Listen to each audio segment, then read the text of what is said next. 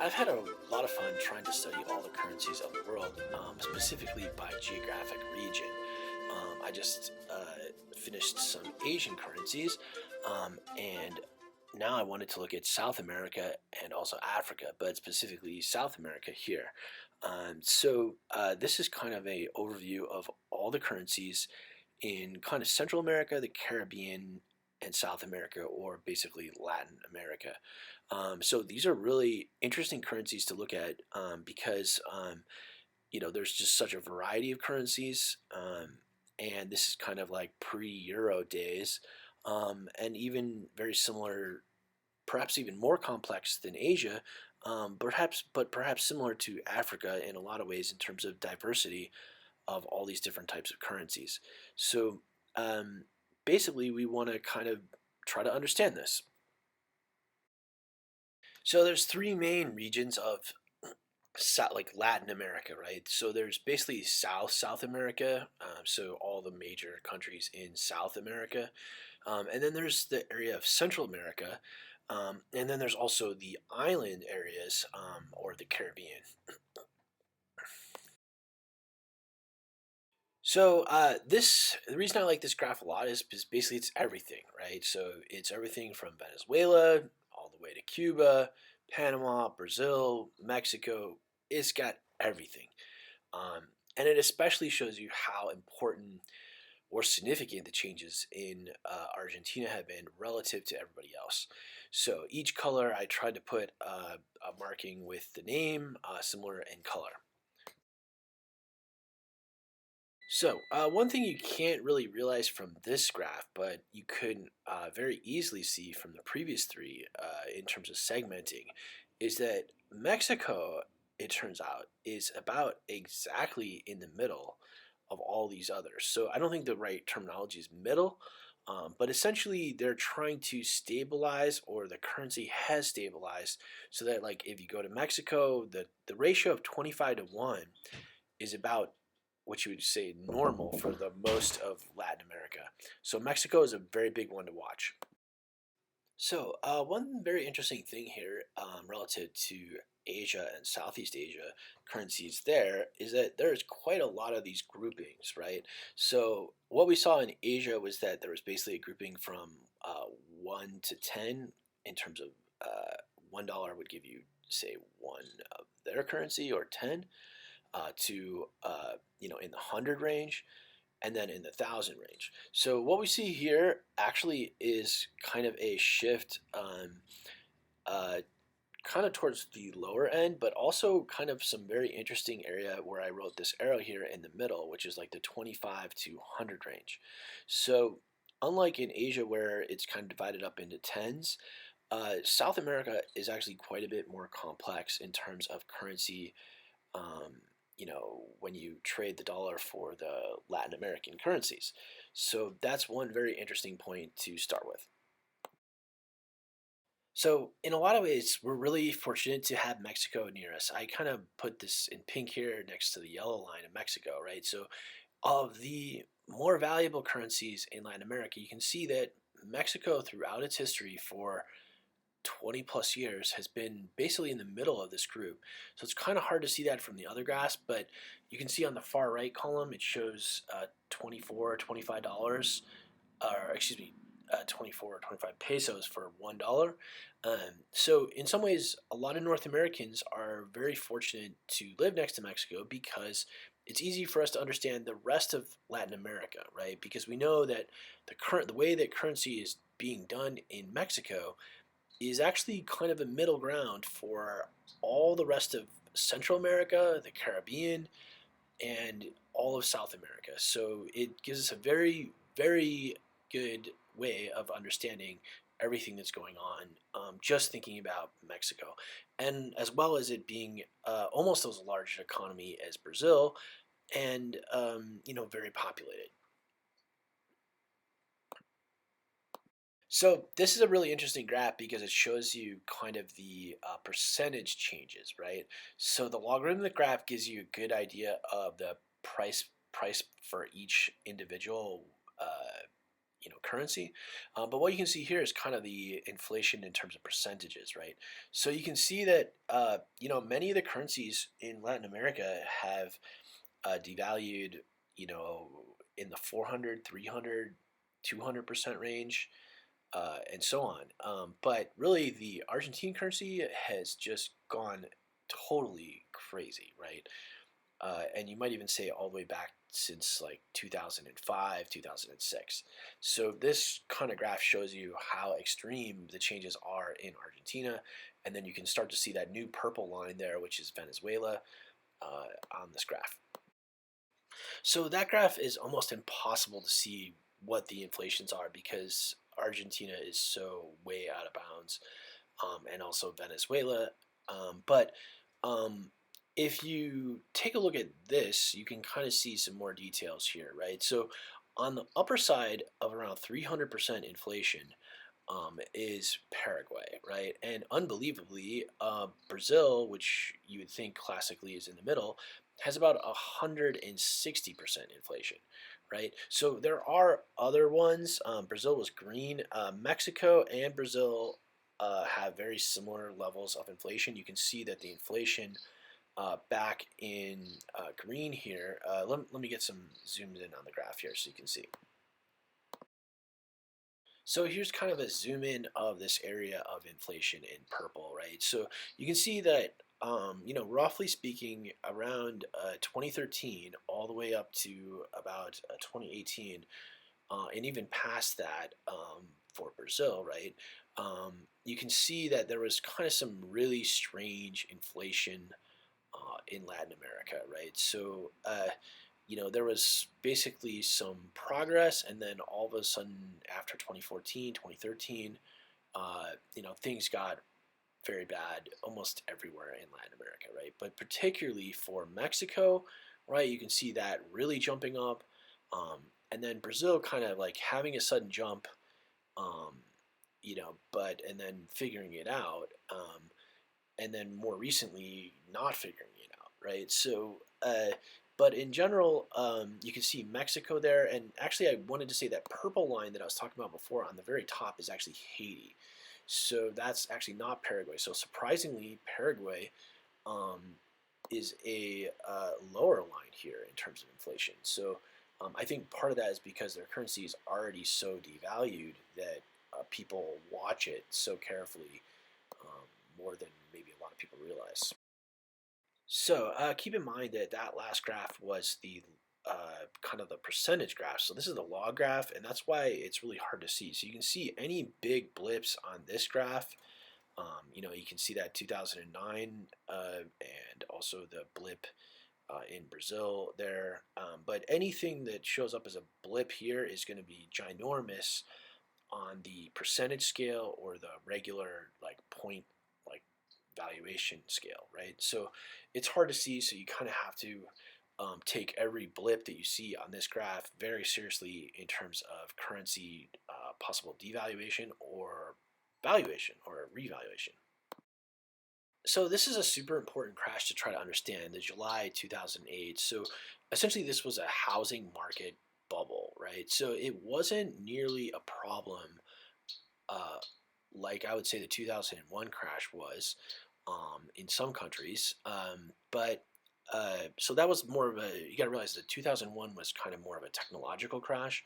2008 was more of a housing and real estate. So if you think about it, there's a lot of great places to live in Latin America, and yet it still affected Latin America. But you can see that obviously it didn't really affect the currency a whole lot, right? So in some ways that may be because the real estate values are already so low and so high quality, right? In some instances, right? So really the main reason that I was interested in this is because this is the area, this is the time frame, the mid 2000s was when Latin America was basically doing the best. All the currencies were great and they were stable. Um, and then this problem happened. So even after this problem, there was still a period of lots of stability, except for Argentina, right? So, but in general, this should give you some idea about the 2008 problem. So on this graph, it's hard to even comprehend that 2008 problem, right? So you see back in 2002, you know, that kind of problem went through, you know, Haiti and Dominican Republic and all that had some very serious problems, right? So um, in general, this was the only blip in the stability period, right? So, with the exception of 2001 and 2002, right? After this time period, there was basically, you know, at least 2 or 3 years of stability in Latin America, and then things got bad around 2014, 2013. So it's hard to see that from this, but if you look very carefully, you can kind of see what I'm talking about. So here's kind of another way to look at that 2008. So you can see the percentage changes here, right? So you can see that Costa Rica, um, you know, kind of had the early warning sign for everything. And, you know, a lot of Americans do try to get property in Costa Rica. But after that happened, you know, pretty much everything else, um, surprisingly, Costa Rica hit a major problem early and then actually recovered while everyone else was, you know, entirely having problems. So it wasn't until about halfway through that Costa Rica started to, and this is when I say Costa Rica, I'm talking about Central America too, right? So because Costa Rica is so pivotal in the whole ecosystem of Central America, right? Um, and but basically, you can see Mexico had the biggest problems, and Argentina, yes, had a problem, but it just kept getting even worse. So um, it it's really interesting because everyone else recovered except for Argentina and a few others, right? So you can kind of see the currencies on the left there, and see the kind of percentage changes here. Where it's a little bit easier to see this than the log graph.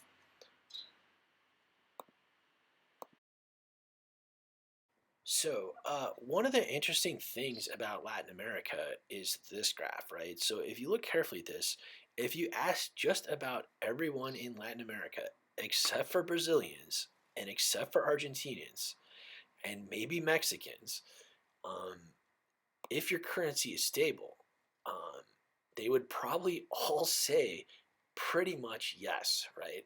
So, um, there is Haiti in here that looks a little bit, you know, going from like 50 to 100. But but in general, like when you go from like 2 to you know 5 or you know 6 or something, or even like in Argentina where you go from like 3 to 60, um, you know those kind of changes are crazy. But the rest of these you can see there is pretty significant fluctuations over a period of, I would say, 2 to 4 years. So it's hard, like when you think about it, you know, if your currency is going from, you know, like 800 to 600, um, you know, you might not, and then it goes back up again in value. You might not super notice that because you might say, oh, well, it's 700 if it's, you know, so it's hard to say, you know, like this graph kind of puts things into perspective. But when you look at the bigger picture, you start to see some details.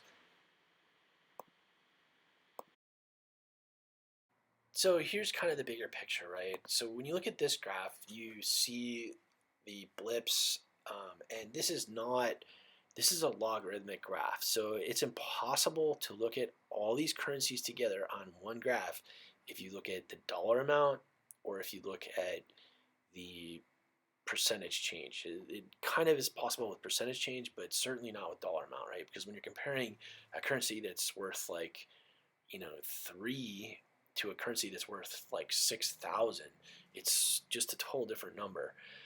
So up on the top, you have Paraguay there, and then right below that is actually Colombia, right? So you can see that you know Colombia has had some major ups and major downs. And anytime you leave one of those squares, you're basically going through an order of magnitude, right? So that means like that Colombia line is the brown on the top there. That's the lower part is like 1800, and the top is up at like 3800, right? So it's more than double. So when you leave one of those squares, you've essentially lost half the value, right? So anytime you go down one square or more, you've gained that value back, right? So in general, those blips of even one square is losing half that value of the currency, right? So you can see like Mexico in yellow there in the middle. There's that one like all of a sudden jump. That is essentially losing half your value, right? That was 2008. So on the previous example, when you saw the percentages, you saw the details on that. But this kind of gives you the overall scheme. So you can see that actually the 2001, 2002, surprisingly, that whole time frame was a very huge change. Even though there was a major blip around 2008, which we were just studying, this pre-2001 was significantly more. So we don't really see that when we study the S&P 500. Like if you look at the American stock market, you don't really you see a similar drop for 2001 and 2000, like the 2001 compared to the 2008 crash, right? It was almost identical, and it is certainly not identical from a currency standpoint in Latin America.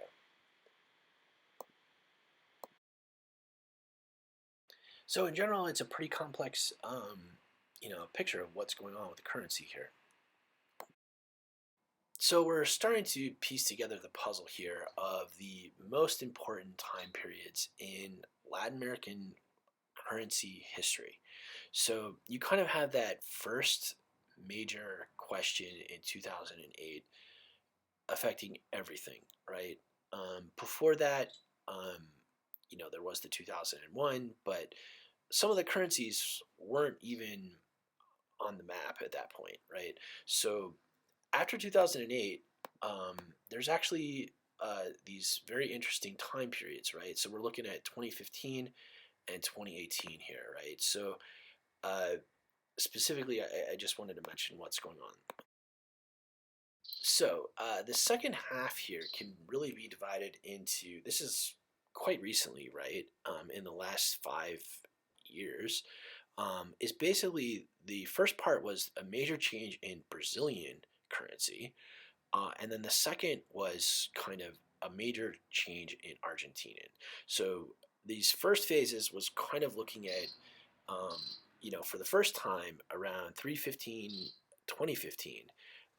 you basically have the, let me see, I'm sorry here, that would be Ecuadorian, right? PEN. So for the first time, you basically had the other side of South America, Ecuador, essentially really like even in recent years, right? You see that Ecuador now is a very strong currency. So let me just double check on something really quick. So if you look carefully at this graph here, sorry, what I meant to say was that this is actually Peru, next to Ecuador. So the important point here is that Peru has a very strong currency now, right? And it's been that way for a very long time, even longer than Brazil. So it's one of those currency must-know facts, right? So for the very long time, Brazil's currency was worth more. But then something happened basically around this time, right? So for the first time in history, basically, the indigenous side of Latin America uh, started to essentially prove to the world that their currency is valuable, right, and more valuable than the Brazilian currency, right? And it took Brazil almost a year or more, and I would say even up until 2017. So we're talking about for 2 years, essentially the Peruvian currency was started to be worth more. That's a huge deal, right? So Peru borders with Brazil. It's on the west kind of the northwest side, um, and it's fairly close to Colombia, right? So that kind of like helps all of South America when Peru tries to stay close with uh, Brazil, right? So by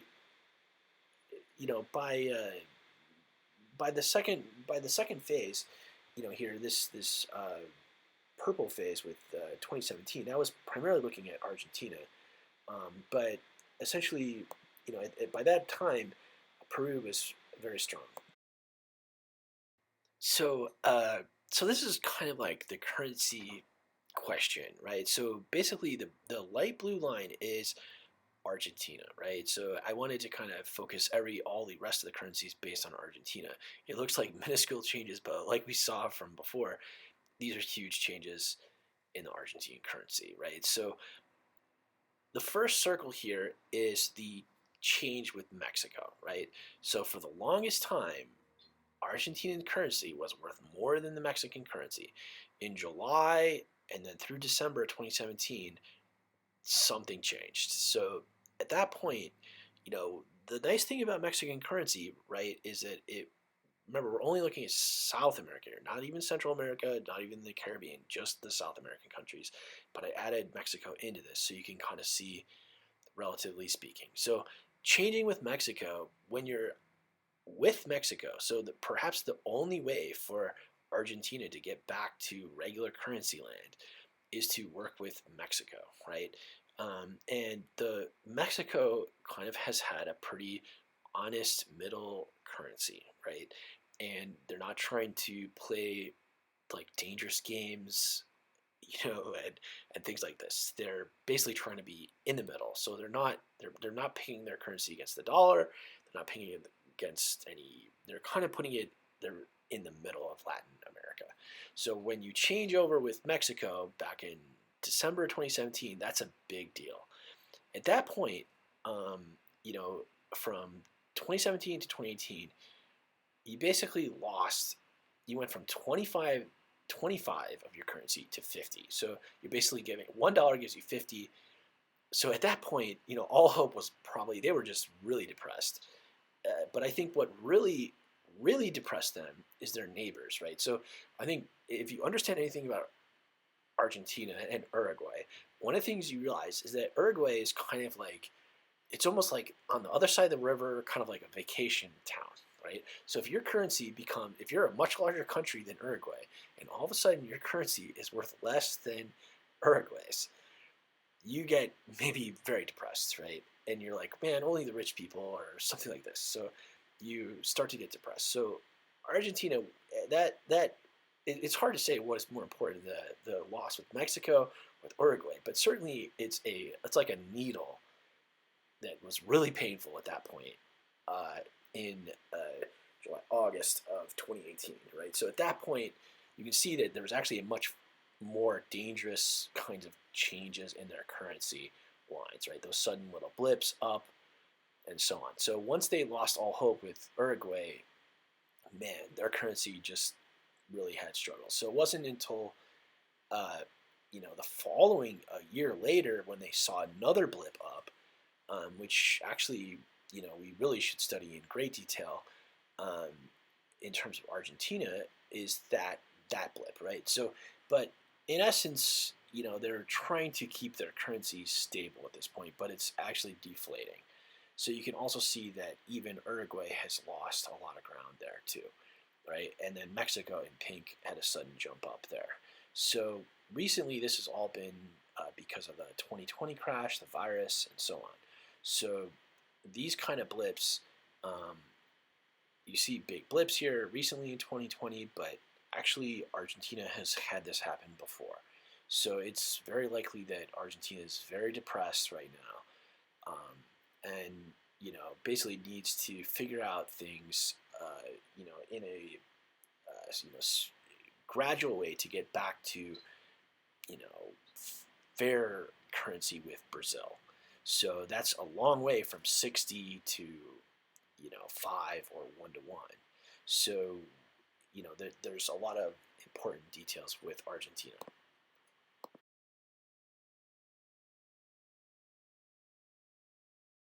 So here you can kind of see an overall graph of what's been going on in Argentina.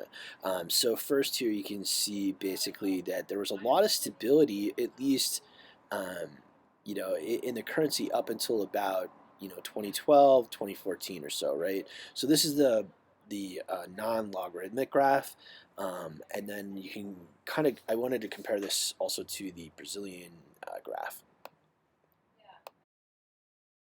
So this green line here is the Brazilian currency. So you can see, it's a little bit harder to tell the details on this graph, but in general, you can see that it was fairly stable, but it's basically slowly started to slip.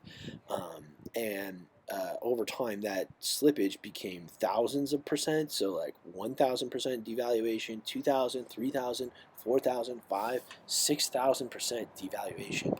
So it's kind of hard to believe 6,000%, but it guess it can happen. Now, the logarithmic graph is a little bit helpful here because it kind of gives some better detail about what was going on in Brazil during some of those same instances, right? So you can see that, Brazil, did, devalue their currency during some of the similar times, and it actually was even more devalued. So I think what happened is that around 2000, halfway through 2008, the Argentinians, that time for Argentina was very, um, they were watching Brazil, and because Brazil devalued, they thought that maybe they could get away with devaluing in 2009. So after that 2009 crash, you could see that basically there was a steady devaluation up until about 2014.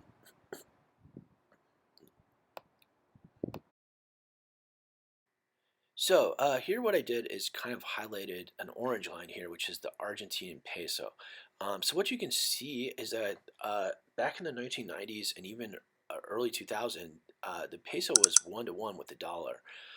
So unlike what we saw in Asia, the currencies that had wide changes were kind of in the already devalued range. This shows that 1 to 1 currency has gone all the way to 65 to 1, right? So that's a very bad sign. And even in recent years, you can see around 2012 there, it kind of stabled similar to the Brazilian currency, but then all of a sudden just went totally crazy after about 2014. So that tells you quite a lot about Argentina in specific, right? But really, this graph was supposed to be related to Brazil, which is the green line. So green, even though it's lower here, it has fluctuated quite a bit from a normal level of about, this is the Brazilian real, the BRL green line on the bottom here. It is primarily stayed around 2 to 1 with the dollar, but then in 2016 and maybe even 2015 all the way to today, it's basically 5 to 1 with the dollar. So that hasn't been seen. So there was kind of, when there was kind of a dot-com explosion in America back in 2000, you saw a devaluation in the Brazilian currency here, and then it kind of got back to reality, or closer to 1 to 1 in the middle 2000 area. So really, Brazilian real is the main one to kind of keep track of here because there's so many people in Brazil, and Brazil is so centralized. But then again, so is really important also is Colombia and the rest of Central America, which we'll take a look at as well. So what we're talking about here is really the southern south part of South America, right? So the south. So the interesting thing here, this is a kind of a linear graph, giving you basic idea of the currency. So the pink line here is Paraguay. So you can see that this is like 20 years or more of time of huge changes in the currency, right? But in some senses, it's always been between 4,000 and 6,000 in terms of the currency. So what I did here is just zoom in a little bit more and highlighted the yellow here with it, which is the Mexican peso, kind of in the middle here. But one very interesting thing here is the Cuban peso and also the Panaman balboa. So what you see here is a 1-to-1 with the dollar. So that in some ways is a very good sign for the peso, and so on. But what we see here is kind of Mexico actually losing steady value over time, right? So you can imagine, 20 years ago getting 10 pesos for the dollar, and then today getting about 25 or 20 for $1. So that has been a big change in this whole graph here, right? So you can also see some other problems like in the Dominican Republic and Haiti there, right? And then particularly with, and then also up in Jamaica, right? With kind of pretty big devaluation as well, right? So this kind of gives you an overview. So this is the Central American perspective, right? And I've added Brazil in here on the bottom green. So Brazilian currency is worth the most relative to everything, right? The green, or excuse me, the green is the Brazil on the bottom. The middle one, as we have learned, is the Mexican currency, which is basically around in the middle usually. So it's about 25 to 1. So at the very top here, you have the CRC, which is, I believe, the Costa Rican currency. So the top light blue graph is the Costa Rican colon, which is after Christopher Columbus. But the interesting thing is that the reason that it's fairly straight here with the dollar is that they basically lose about three of their currency per month, three or four of their currency per month to the dollar. So it's not like a direct peg 1-to-1, but they lose value every month. So in some ways, that shows that there could be, when it goes down, there, like in 2010-ish, basically the inflation rate was probably greater in America. So that means that even with their adding of the three or four every month, they still were able to gain value, right? So, we in general, most of these lines are fairly straight except for Mexico and Brazil. So it's likely that there is some kind of pegging against the dollar here. But in general, this gives you the idea that Central America is fairly level here, right, throughout its history, with the exception of Mexico. So Mexico, has defined their own currency. These others, in a lot of ways, have not. And you see that even with, the Guatemalan currency, the pink one there, the GTQ. You go to some of these countries and they even prefer to use the dollar over their own currency, right? So anyway, but this kind of gives you a snapshot of Central America, and next we'll try to look at the Caribbean. So here's kind of the last segment of the area. So this is the Caribbean. So actually Jamaica is super interesting, right? So I did everything relative to Jamaica here, which is the JMD equals X. So the interesting thing about the Jamaican currency, so geographically, if you think about it, there's basically Cuba, right? Jamaica and Haiti and Puerto Rico. And these are kind of the main larger islands. But if you look at the bathymetric maps and the undersea maps, you kind of see that there's some kind of like a lot of arrows pointing to Jamaica and then heading into the rest of the Caribbean. Haiti and Dominican Republic kind of being the center, with Puerto Rico and Cuba and Jamaica kind of being together and connected at the same time. So interesting thing is that when they started to do currency in the Caribbean, Jamaica was the only place that had a different currency. Everywhere else used the same currency, basically the British currency. So, but Jamaica printed their own special currency. So today, the Jamaican currency you can see is basically like 125 to 1, 133 to $1. So the common used currency, like they have $50 notes, 100, Jamaican. These are Jamaican dollars, 50, 100, 500, 1,000, and 5,000. So those are like the frequently used. So you can imagine handing someone a 50, and it being less than a dollar, right? So, and then they even have coins of $1, $5, 10, and $20.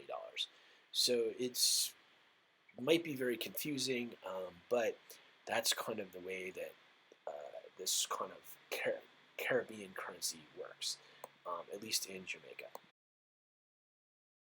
So this purple, lighter purple, that kind of seems to be moving fast here, up to almost 100 to 1 for the dollar, is the Haitian, or it's called the gourd currency, right? So the Jamaican currency may be confusing, but this the Haitian currency is very strange, right? So they got coins of 5, 10, 20, 50 centimes, and then they have 1 and 5 gourds, right? And then of these banknotes, meaning printed paper, they have, 10, 25s, 50s, 100s, 250s, 500s, and 1,000s.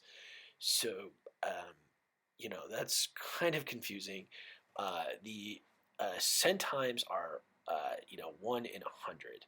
So, it's, they're trying to be very particular and at the same time have like huge amounts of currency. So, it kind of tells you what's going on with Haiti.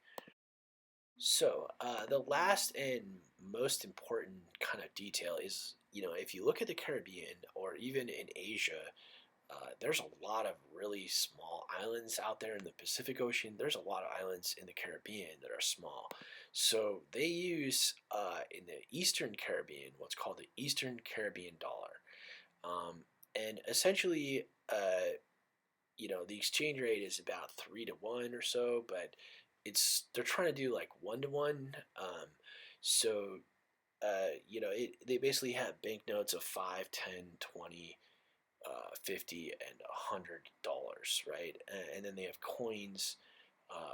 They have a 2-cent coin, a 5, 10, a 25, and then they have a $1 coin. So, mysteriously they're missing their $1 banknote, but they have a $1 coin. So, it's perhaps very important to kind of see this currency, the XCD, amongst these other ones. But basically, it's 2.6 to the dollar, and it's been very solid for a while. So how they maintain that is very interesting, um, and but in general, you can see that there's a lot of other kind of currencies here that try to do 1 to 1 with the dollar, including the cup, the Bermudan currency, and so on. So some of these smaller islands, um, strangely, they are trying to do 1 to 1 with the dollar, and they're supposedly being able to do that.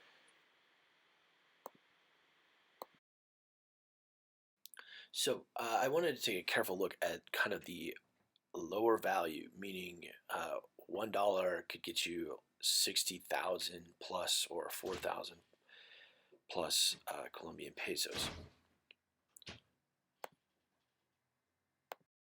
So I wanted to kind of add, we're primarily focusing on Colombia here, because it can help a lot with the rest of the area. But I added, kind of scrolled in here with Jamaica and Haiti and Dominican Peso and Honduras and even Uruguay start to show up here, and then Nicaragua on the very bottom there. So what we find here is that basically Jamaicans and people in the Caribbean in general have a money is worth more there, right? So it's still 100 to 1 or 50 to 1, but these island countries for some reason have done something smart, right? So it's interesting that uh, Colombia has devalued so much, right? They've never even been close to 100 to 1, right? They've always been in like 1,000 to 1 range, or even 4,000 to 1 like today. So it is kind of interesting to think about how to get towards the rest of these. Um, Costa Rica and Chile may have some keys for that. So uh, it's just very so. Perhaps the most interesting thing here is that Colombia is kind of the center of a lot of transitional things in this part of northern South America, right? And just like Costa Rica is also kind of in the center of Central America. So it's interesting that their currency is probably widely used because they're so centralized, at least more used, right? So, the surprising thing is you can see that Jamaica is kind of an island, a little bit far from the others, right? Not as centralized as Haiti and Dominican Republic.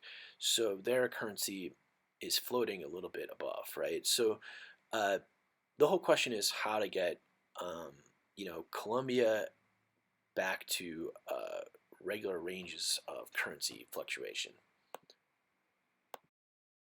So the interesting thing here is I added kind of shifted the graph up to show you that it's almost 100,000 to 1 for Bolivian bolivar. So basically, Bolivia blowing, or excuse me, Venezuela having significant financial problems is a very, very serious problem.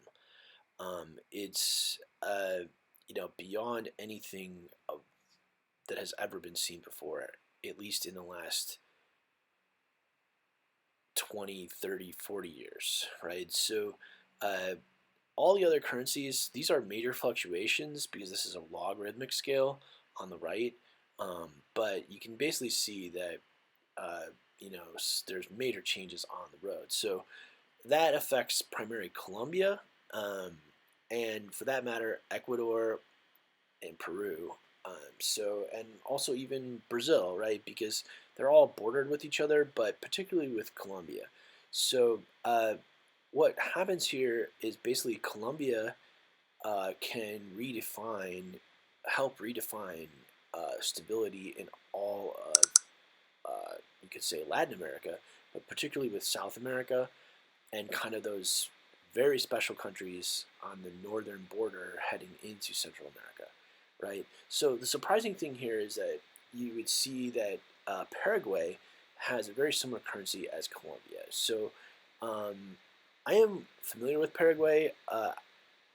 Unbelievably, I've been to Paraguay, and it is very dangerous in Paraguay. So, you're just when you see the currency in your hand, even at 6,000 to 1, you're just like, whoa, something is really strange here. So Colombia, at basically half that, 3,000 to 1, must be a very strange place in terms of buying things.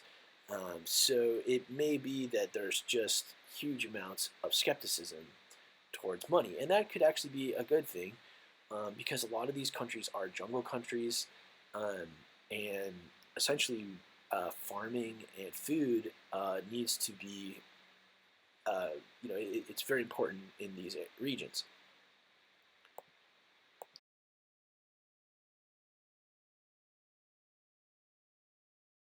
So the reason I really want to take a careful look at this is because the better we understand this, like Paraguay, Colombia in specific, and even Costa Rica and Chile, the better we kind of can help with the stability of currency in Latin America.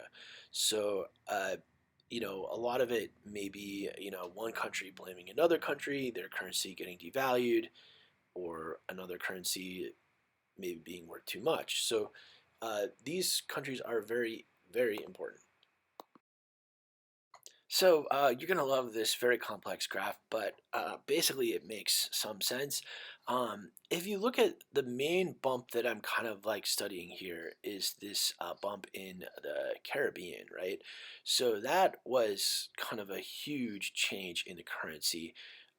And you can see that that affected Dominican Republic and Haiti in particular, right? So although the Caribbean isn't really considered part of all this, that's one of the most significant changes outside of this, first and second major problem in Brazil. So the bottom line here is the green line, and I circled it in kind of purple.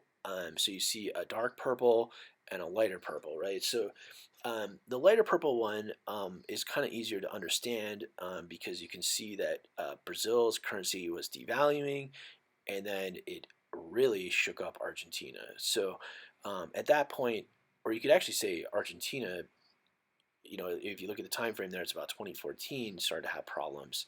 But then there was also a jump back in Brazil around 2012, right? And then further back around 2009. So, but basically, the major shift, there's bumps between Argentina and Brazil, and then that really changed everything. So this middle point, you kind of see uh, that particularly Uruguay here doing fairly good and Brazil doing fairly good in the middle. But then you see, kind of this strange effect where you have this dark purple. So up here you have Paraguay. Now Paraguay, one interesting thing about Paraguay is that Paraguay is located in kind of the center of South America. So it's actually a rather interesting country because the currency is, like 6,000 to 1. And they do have kind of a centralized trade location. But you can see that, basically that bump in the currency there, there probably started before then, but you can see that there's a relationship between there and then even further with Paraguay and then Colombia, right? So, which is really hard to imagine because there's a huge mountain range, a lot of kind of swampland in Paraguay heading up into the Amazon, and then you have to jump over some mountains just to get to Colombia. So, so it's really interesting that Colombia and Paraguay would be kind of related here. And you can see Chile kind of staying out of everything, but in the middle there, and as well, kind of surprisingly, Costa Rica. So, Chile makes sense that it would be kind of in the middle here because it's very hard to get to, and a lot of mountain range. So you kind of think that their currency would be different, but why it's so around 600, 800, 500 to $1 is a question. So you can see that in recent years they've kind of struggled where Costa Rica has done a lot better. So it could be partly because of the drier climate in Chile. They do have a lot of mining going on in Chile, but Costa Rica is pretty strong there. So there's a lot going on in this graph, and just wanted to kind of highlight a couple of things to take a look at. So here is kind of a zoom in of the quote unquote valuable currencies of Latin America. So what we see here is actually very complicated, right? So in general, because all the lines seem to be kind of going upwards, that means devaluation, right? And that is not good. So you do see a couple key areas where they look fairly stable, right? So essentially that is the indigenous areas, which is unbelievable fact. So you see Bolivia there is the purple line, Peru, Guatemala. Um, those currencies seem to be fairly stable, which is kind of an unbelievable fact. So you'd think that it might be the other way around, but these are very indigenous countries, some of the most indigenous in the world, more indigenous than India or even places in Africa. So this is, like tribal regions. So the other interesting thing is that you see an area like Panama and Cuba kind of trying to keep a steady currency, right? So, and then Brazil kind of fluctuating a lot, going from essentially 1 to 1 with the dollar up to 5 to 1, and maybe 2 to 1 or 3 to 1 being normal. That's a lot of fluctuations, and uh, but actually Peru looks fairly stable there, and the others. So, actually, what you see is Mexico and Brazil kind of being very similar. The yellow line being Mexico. So, that's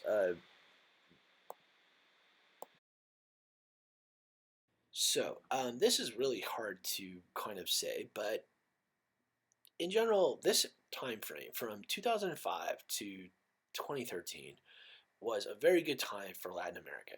After that, something bad started to happen. So it says March, April or so, but these are rough approximations.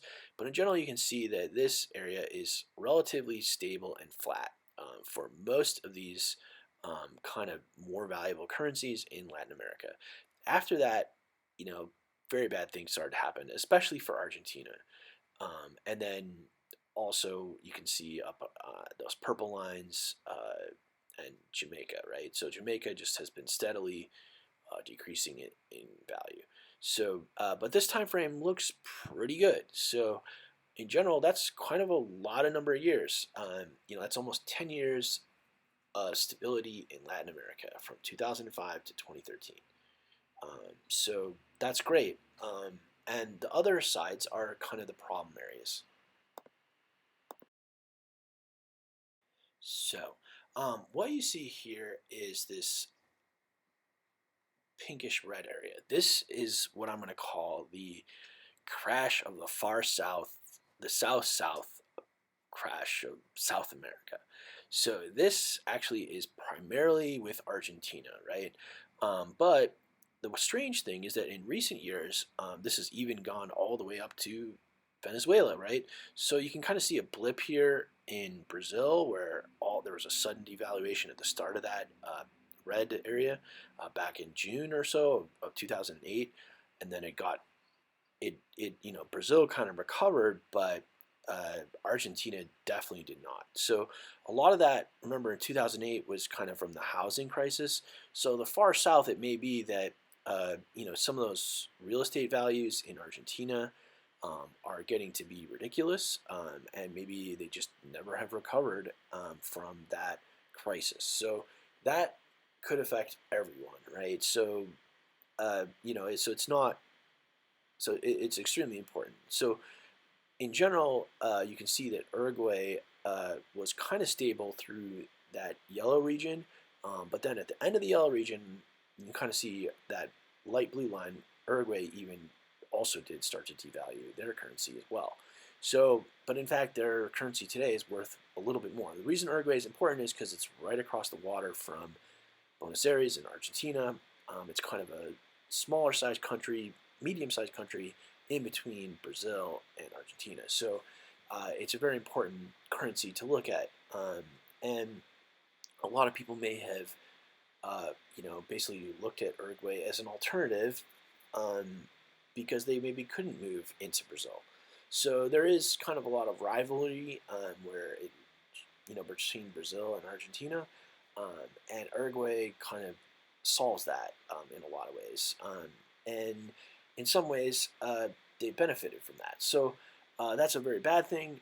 But in general, you can see that Brazil has not been able to get out of the problems of Argentina. So they need to really work with Argentina and even as far away as Mexico to try to control their currency to not be totally devalued, right? So, it's possible at some point in the far future you might have a, American currency that works for both North America and South America. That could be 20, 40, 100 years from now, right? But hopefully it might happen. So, but for now, we have a lot of really important details that we can study.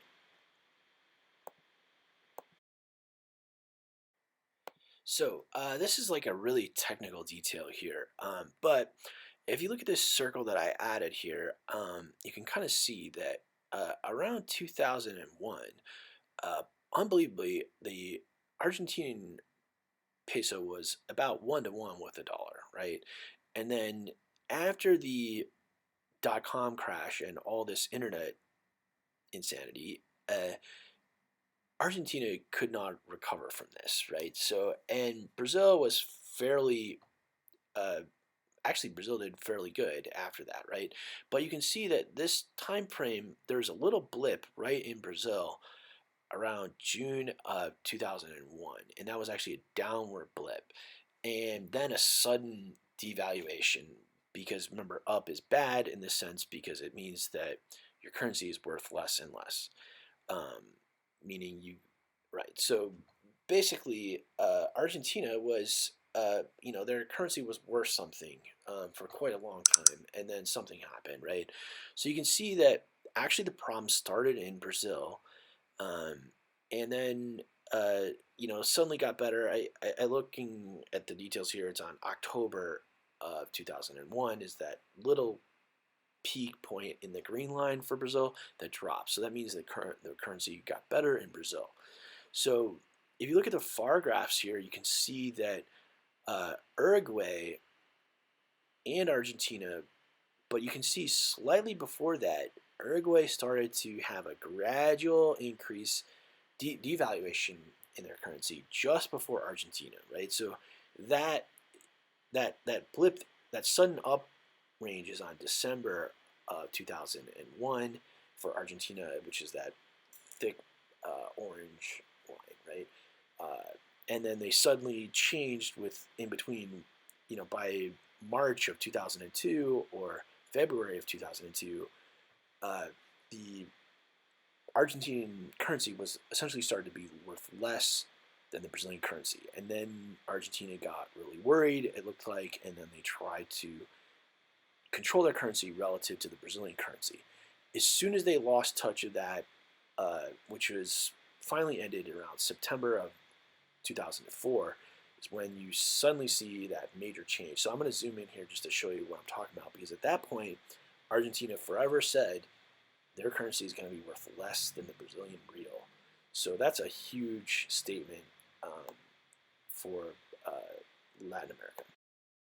So this is a big zoom in here on what's going on. So essentially what you see here is what I would say is perhaps the most important time for learning from what was happening in terms of major devaluation um, and big changes for currency in Latin America, right? So essentially what we see here is a couple time frames, right? So you see that this June 2001 time frame, things were looking kind of normal-ish before that, right? So before that, the currencies, it was just a whole different world of currency. So at this point, by February, uh, I didn't draw the line here, but that actual point where I'm looking at the brown line here for Argentina, orange, where it starts to not go from 1 to 1 and suddenly start to be worth less than the Brazilian currency, right? Because before this, the Argentine currency was the most valuable. So essentially, by February, uh, the currencies were equal to each other, but then suddenly the you know Argentine currency was worth less. So they got that sorted out by September of 2002. So this time frame, all the way to August, that's the time frame that we know that essentially Brazil and Argentina were trying to work together in kind of like keeping, so that people when they buy things are not going crazy, right? So at this point, the they they they kind of had some times where Argentinian currency was worth more and sometimes Brazilian. So, but the interesting thing is that actually what happened as a result of this is that Brazil learned a very important lesson. So after August, Brazilian currency was actually started to be worth more.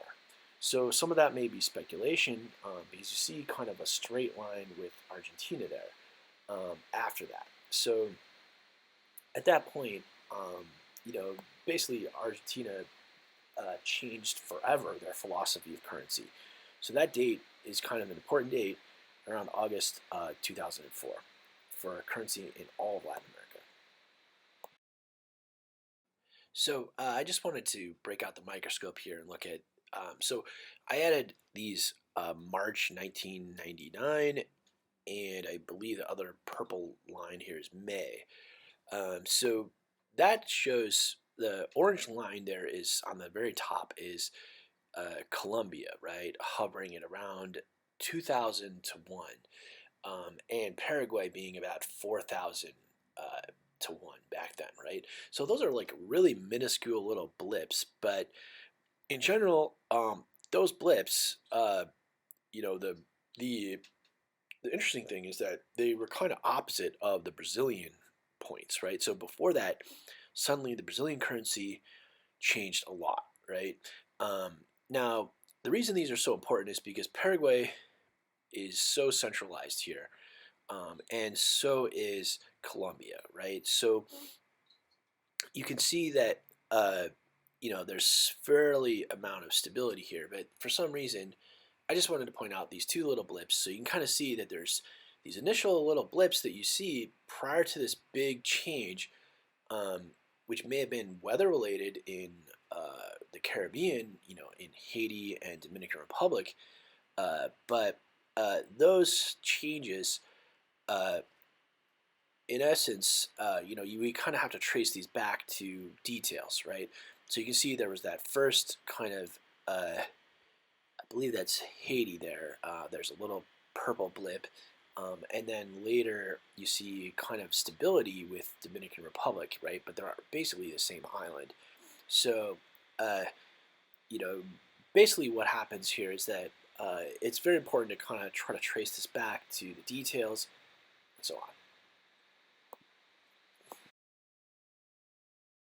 So, I'm kind of start to conclude this discussion here by looking at the kind of comparison to the rest of the world. So, what I noticed in Asia is that places like that are countries that are in between a lot of the other countries, those countries, the currencies, while they may seem kind of just weird and different and not so important, are actually extremely important. So you have to think of the kind of like pivot, not necessarily the value of the currency, but the geographic location of the country that has that currency. So what that essentially means is that you can start to make a map of the entire Earth and start to see where the countries are and where money kind of needs to be stable in those centralized locations. So in Latin America, those locations are, yes, Brazil and so on, but there's other points that are kind of not necessarily the central points, but the kind of halfway points of the other rest of the guys. So those are Colombia, right? So you can see Colombia and Paraguay at the top here. So those currencies are actually extremely important, and in some ways they get some luxury by being, they are relatively stable relative to say Argentine currency or Brazilian currency, um, but they, but essentially watching them carefully is very important. The other kind of really interesting one here is Jamaica. So um, Jamaica, for some reason, sticks out above these others, right? Meaning it's less valuable. But it also seems to be fairly stable, and they seem to be figuring things out after around 2018. So that's a huge deal for the Caribbean, right? So although it's a kind of a medium to maybe even larger size island, if you exclude Cuba from the Caribbean, uh, Jamaica is extremely important, and so is Haiti and Dominican Republic. So you can see them kind of all clustered together there around similar values, right? So you can see Haitian excuse me, currency being about the same as the Dominican dollar, which there's no real, just because culturally maybe it's similar, um, you basically have the Dominican currency worth considerably more at this point, right? So what you probably will see is kind of coming down of increasing value of Haitian currency and with that Jamaican currency, right? because they're all the same. They're the same island essentially, right? Or they're in the same geographic area. So, uh, in general, the rest of these are, kind of really, we have to really look carefully at Central America. And in some ways, this study makes it very complex to kind of see what's going on in Central America. For some reason, it's easier to see these Caribbean islands. We can see Costa Rica here kind of being an outlier, but the others in Central America, um, are kind of very similar to the rest of the ones in Latin America. But there are maybe some very important details within Central America. Um, and I'm sorry if I haven't fully discussed Central America in this topic. Um, but uh, but anyway, hopefully this helps. Hopefully you've had a fun time studying everything. So I hope you've really enjoyed the topic of currency in Latin America, and I'll just finish this up here with some generalized statistics for all of Latin America to kind of give you an overview.